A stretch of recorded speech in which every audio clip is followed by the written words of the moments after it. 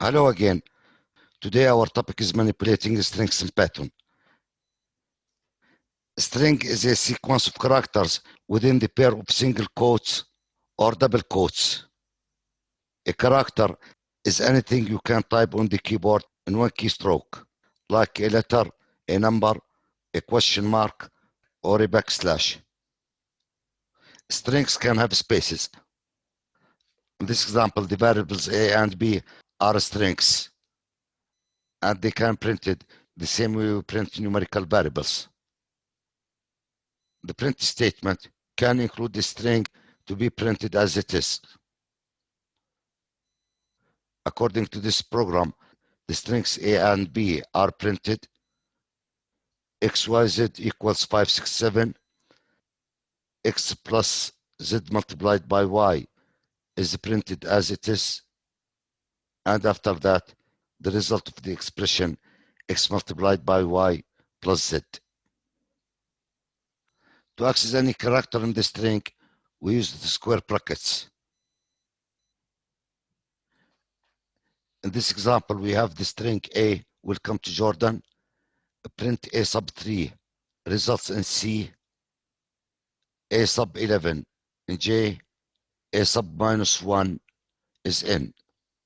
Remember, in Python, indices start from 0. To manipulate strings in Python, we can use Python built-in functions and methods. For example, the lim function is used to find the number of characters in the string. In the string A, we have 17 characters. We can assign a multiple line string using a 3 quotes, as here. So these multiple lines are declared to be the string A. Here A is printed. After that, the length of A. Here the count method is used to find how many times a character or a string are repeated in the string. For example, we have in the character Z in the string A, so the result will be 0. Here we have the string A. There are 188 characters in A. The string is found 4 times in A. The letter H is found 10 times in A. And the letter Z is not in string A. Here we have an example to demonstrate the difference between the count and the find methods. A is a string, welcome to Jordan. The length of A is 17 characters. According to the method count, print A.count O, the result is 3. We have the character O 3 times in the string A. But according to the find method, the result is 4, which means that the character O is in the string A at index 4. Again, please note here that Python strings start from 0. 0, 1, 2, 3, and here we have O at the 4th index. According to these two statements, the letter N is found 1 time in the string A, and it is at index 16. And according to these two statements, we have in the letter X in the string A, so the count is 0, and the find retains the value -1, which means that the character X is not found in the string A. Strings can be concatenated using the plus operator. For example, here S1 equals the capital of Jordan, S2 is S3 Amman. S1, S2, S3 are concatenated and the result is assigned to S4. So according to this statement, we have this result, which is the concatenation of S1, S2, and S3. We can replace character or a set of characters in the string using the replace method. The string pipe here is the capital of Jordan is Zarqa. After that, it's printed.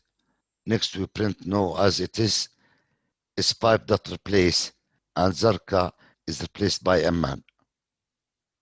So according to this statement, we have no, the capital of Jordan is, and instead of Zarqa, we have a man. Really, you have to be careful that according to this statement, SPIFE is not changed. It's still the capital of Jordan is Zarqa. And you can check that by printing it again. As you see here, SPIFE is not changed. If you want to change it, we can assign the result of replacement to another string or even to the same string. So after performing this statement, we'll have SPIFE changed to its correct value. Next, replication operator. We can use replication operator to repeat a string value. For example, here, the string 6, which is hello, is repeated 4 times. Next, reversing a string. Again, if we have the string A will come to Jordan, we can print it in reverse order using the join reversed as shown in this print statement. So if we run the program, will come to Jordan printed in reverse order. Next, membership operators on string. We can use in and not in operators with the strings. Here the result will be true or false.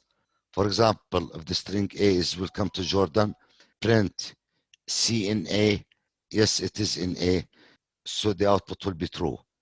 X is not in A, the output is false. Here X not in A, the output will be true. So according to this print statements, we'll have these outputs. Next, string slicing.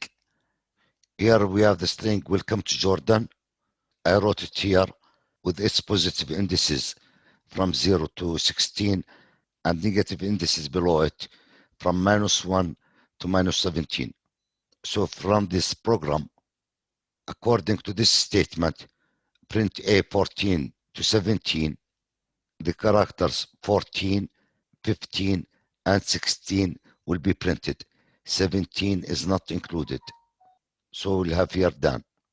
And according to this statement, print A to 29, the characters from index 2 up to index 8, here they are, will be printed. The next statement, print A from 10 to the end of the string. So these characters will be printed. According to this statement, the character with index -1 will be printed. According to this statement, characters from -9 here to -3 is not included here, are printed. According to this statement, characters from -6 to the end of the string will be printed. But here, characters from the beginning of the string to the index -6 will be printed. Here we have them. According to statement number 10, print A starting from index 2 to 14 with gap 2. So first L, next O, next E, next T, here we have space, and next O. So these characters will be printed. But in statement 11, we have the gap 3.